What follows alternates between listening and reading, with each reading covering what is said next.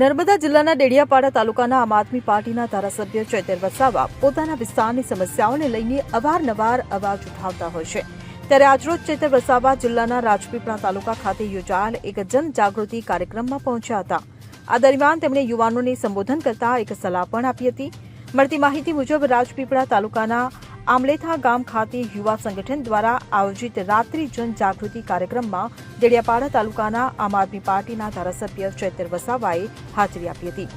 આ કાર્યક્રમમાં ધારાસભ્ય ચૈતર વસાવાને મળવા અને તેમને જોવા માટે પડાપડી થઈ ગઈ હતી। આ કાર્યક્રમમાં આમ આદમી પાર્ટીના પદાધિકારીઓની સાથે સાથે સ્થાનિક આગેવાનો સહિત હજારોની સંખ્યામાં લોકો ઉપસ્થિત રહ્યા હતા। આ કાર્યક્રમ દરમિયાન ધારાસભ્ય ચૈતર વસાવાએ પોતાની વાત રજૂ કરતા જણાવ્યું હતું કે આ ગામના યુવાનો ભણે, તેમના માટે અહીંયા મોટા મેદાનો બને, લાઇબ્રેરીઓ બને, જેમાં યુવાનો સાથે બેસીને વાંચન કરે અને તલાટી બને, પીએસઆઈ બને। વધુમાં તેમણે યુવાનોને અપીલ કરતા જણાવ્યું કે આજે આપણા બાળકો ખૂબ જ હોશિયાર હોય છે અને ડિગ્રી મેળવે છે, ત્યારબાદ પણ તેમને નોકરી નથી મળતી। સરકારી નોકરીઓ વધુ નથી, માટે હું યુવાનોને અપીલ કરીશ કે ધંધા રોજગારમાં પણ આગળ વધો।